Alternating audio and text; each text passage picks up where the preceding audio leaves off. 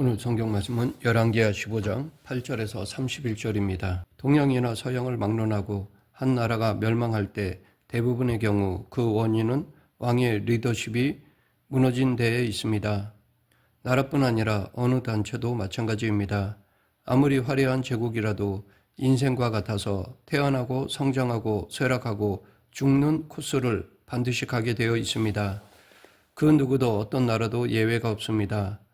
북이스라엘은 여로보암 2세의 통치하에 역사상 최고의 절정기를 누렸는데 같은 시대의 남유다는 아마샤 왕의 교만으로 인하여 예루살렘 성이 함락되고 성전 보물까지 다 빼앗길 정도로 비참한 처지에 빠졌습니다.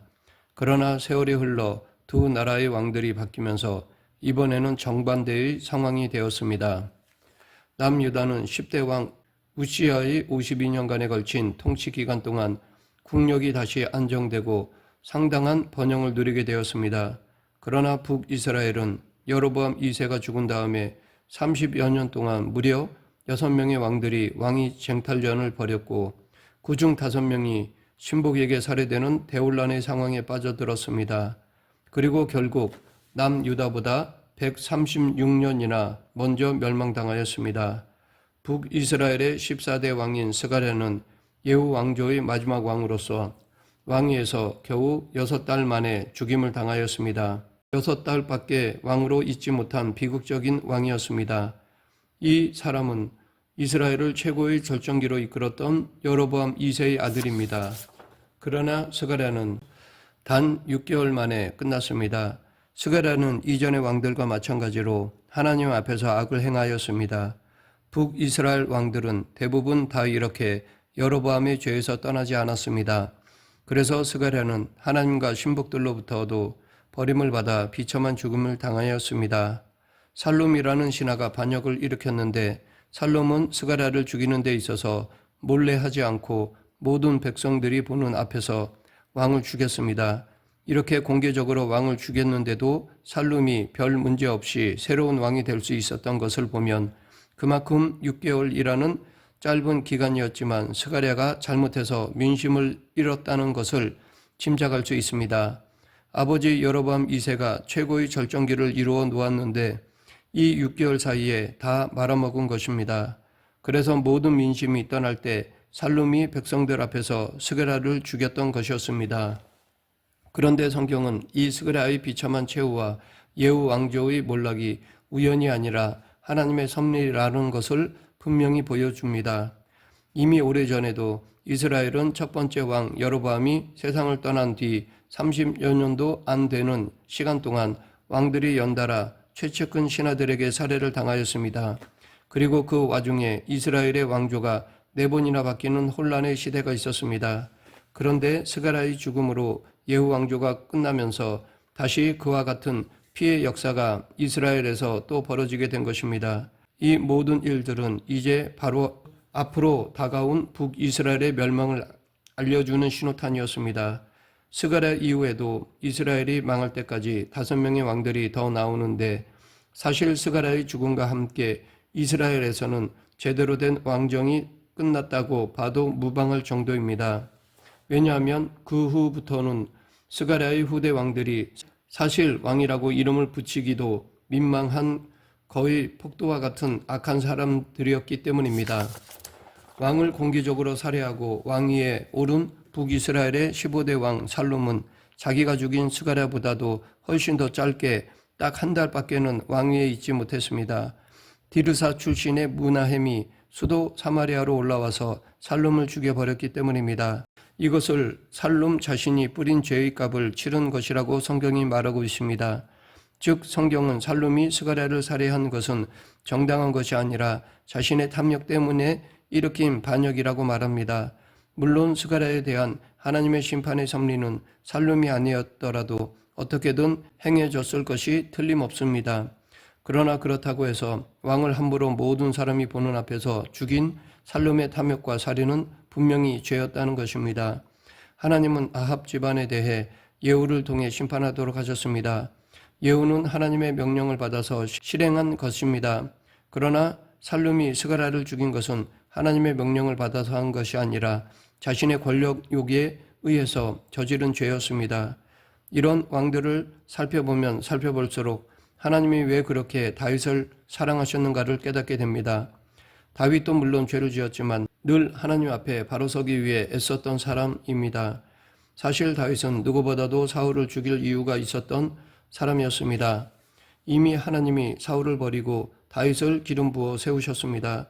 그런데도 장인인 사울이 자신을 그토록 집요하게 죽이려고 쫓아올 때 그 사울 왕을 죽일 기회가 2번씩이나 있었지만 하나님의 기름 부음을 받은 자를 자신이 죽일 수 없다고 하며 죽이지 않았습니다. 만약 다윗이 개인적인 원한으로 칼을 휘둘렀다면 그도 하나님의 진노를 샀을 것이 분명합니다. 무엇보다도 다른 모든 사람들의 왕이 될 수가 없었을 것입니다. 왜냐하면 그렇게 죽였으면 사울 쪽의 사람들은 끝까지 다윗을 원수로 여길 수밖에 없기 때문입니다. 북이스라엘의 16대 왕 므나헴은 살롬을 죽이고 이스라엘의 새 왕이 되었습니다. 므나헴은 예후 왕조의 마지막 왕이었던 스가랴의 장군으로 북이스라엘의 초기 수도였던 디르사의 실제 리더였습니다. 그런데 이 므나헴은 살롬보다 더 잔인한 인물이었습니다. 그는 권력을 잡겠다고 목표를 세우고 나니까 수단과 방법을 가리지 않았습니다. 살롬이 자기 왕인 스가랴를 모든 사람 앞에서 죽였다는 소식을 듣자 자기도 살롬을 죽여도 괜찮다고 생각하고 반란군을 이끌고 사마리아로 진군한 것이었습니다. 그 과정에서 딥사라는 곳에 이르렀는데 그 딥사가 성문을 닫고 저항을 하였습니다. 그러니까 결국 그곳을 함락하고서 무자비하게 공격하여 사람들을 학살하였습니다. 심지어 임신한 여자들의 배를 칼로 갈라 죽이는 짐승 같은 만행을 저질렀습니다. 므나헴은 왕이 된 후에도 무자비한 폭력으로 적대 세력을 평정하며 다스렸습니다. 동시에 그는 당시 근동에 막강한 영향력을 행사하던 초강대국 아수르의 디그랏 빌레셀에게 조공을 바침으로써 아수르의 칼날에서 이스라엘을 지키려고 하였습니다. 고고학자들이 아수르 왕의 궁전에서 발굴한 연대기 기록이 있는데 그것을 보면 디그랏 빌레셀은 이스라엘뿐 아니라 아람이나 드로 왕 주변 나라들로부터도 막대한 조공을 받았습니다. 그는 단순히 전쟁에서 싸움만 잘한 것이 아니라 외교와 경제와 심리전에도 능통했던 사람이었습니다. 그래서 오늘 본문에서만 봐도 칼 한 번 안 휘두르고 조공을 받아 막대한 이익을 챙겼습니다. 게다가 디그랏 빌레셀은 다른 나라 왕들이 자신의 앞에서 무릎을 꿇고 벌벌 떠는 것을 즐기는 악한 습성이 있었던 것으로 보입니다. 이것이 인간의 본성입니다. 므나헴이 자기 나라에서는 엄청난 폭력을 휘두르면서 자기가 최고라고 하며 다 죽여버리는데 자기보다 강한 디그랏 빌레셀 앞에서는 설설 기고 벌벌 떨며 무릎을 꿇고 조공을 바쳤습니다. 므나헴은 단순히 돈만 바친 것이 아니라 한 나라의 지도자로서 자존심과 영광이 모두 짓밟혔습니다. 하나님을 버린 인간은 이렇게 비참한 모습으로 전락함을 잘 보여준다고 하겠습니다. 우리는 하나님의 자녀입니다. 온 우주 만물을 다 만드시고 다스리고 계신 창조주 하나님의 자녀로서 우리는 남들 위에 굴림해서도 안 되고 그렇다고 강한 자에게 비굴하게 될 필요도 없습니다. 이런 고난이 오면 거기에 숨어있는 하나님의 뜻을 찾으며 깨닫고 회개하고 하나님의 도우심을 구하는 것이 올바른 태도입니다. 그러나 므나헴은 인간적인 수단과 방법으로 당장 위험한 상황만 모면하려고 하였습니다. 이것은 목마르다고 구정물을 마시는 것과 같습니다. 북이스라엘의 17대 왕 부가히야는 므나헴의 아들로서 2년간 왕으로 다스렸습니다. 대개 보면 구테타를 일으켜 왕을 죽이고 새로운 왕이 된 본인은 꽤 오래 갑니다. 그런데 그 아들 때에는 확 줄어드는 것을 볼 수 있습니다. 그것이 일반적인 패턴입니다. 므나헴의 아들 부가히야도 딱 2년밖에 못 다스렸는데 그도 여로보암의 죄에서 떠나지 않는 악행을 계속 저질렀습니다. 결국 부가히야는 2년 만에 역시 부하에게 배신을 당하여 비참한 최후를 맞았습니다. 부가히야 정권의 장관이던 베가가 쿠데타를 일으킨 것이었습니다. 베가는 이미 요단강 동편 지역을 중심으로 이스라엘 상당 부분을 실질적으로 장악하고 있었습니다. 그렇게 10년이 넘도록 착실히 세력을 키워오던 그가 마침내 왕을 죽이고 나라의 정권을 장악하기로 결단을 한 것입니다. 베가는 길르앗 용사 50명을 이끌고 사마리아 왕궁 호위소에서 왕의 일행을 습격하였습니다. 왕궁 호이소는 왕궁에서도 높은 곳에 위치한 요새화된 성체였는데 가장 보안이 잘된 안전한 곳이었습니다. 그런데 부가이아는 전혀 예상하지 못하고 있다가 안전하다고 생각하던 바로 그곳에서 자객들의 칼에 맞아 죽은 것입니다. 이처럼 하나님을 거역한 왕이 안전하게 피할 수 있는 곳은 이 세상의 어느 곳에도 없습니다. 하나님께 가는 것만이 가장 안전한 길이었는데 이 왕들은 하나같이 하나님께 나오지를 않았습니다. 부가히아를 죽이고 이스라엘의 18대 왕이 된 베가는 20년 동안 이스라엘을 다스렸습니다. 그런데 이 20년이라는 기간에 대해 좀 문제가 있습니다. 북이스라엘이 아수르에게 멸망당한 때가 BC 722년이었고 유다의 요담 왕 20년에 그가 죽임을 당했다는 것 사이에 모순이 생기기 때문입니다. 열왕기하 17장 1절에 보면 베가의 뒤를 이어 왕이 된 호세아가 유다 왕 아하스 12년에 왕이 되어서 9년을 다스리다가 나라가 망했다고 기록되어 있습니다. 거기다가 아수르의 역사 자료를 보면 디그랏 빌레셋 3세의 재위 기간이 18년이었고 처음 이스라엘을 침공했을 때의 이스라엘 왕이 부가이아의 아버지 문하임이라고 되어 있습니다. 이런 여러 사실들을 종합해서 정리해보면 베가는 처음 12년 동안 요단 동편을 부분적으로 통치하다가 서서히 이스라엘 전체를 장악하여 정식 왕으로서는 8년간 다스렸다고 보는 것이 정확하다고 보입니다.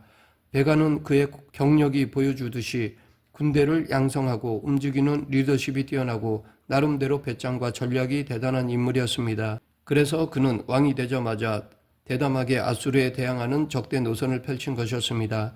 이것을 위해 지금까지 원수처럼 싸웠던 아람 왕 르신과 동맹을 맺은 것입니다. 이 연합전선에 유다도 끌어들이려고 했지만 유다는 이 제안을 거절하였습니다. 이에 분노한 베가는 유다를 어떻게 해서라도 반아수르 동맹에 끌어들이기 위해 아람과 연합하여 남유다를 공격하였습니다. 그러나 그것은 장차 이스라엘 전체의 멸망을 불러오게 되는 치명적인 실수였습니다. 연합군의 공격을 받은 유다 왕 아하스가 아수르에게 뇌물을 바치며 도움을 청했기 때문입니다. 그 요청을 받은 아수르 왕 디그랏 빌레셀은 회심의 미소를 지으며 대군을 이끌고 이스라엘 정벌을 단행하여 유다까지 밀고 내려왔던 것입니다.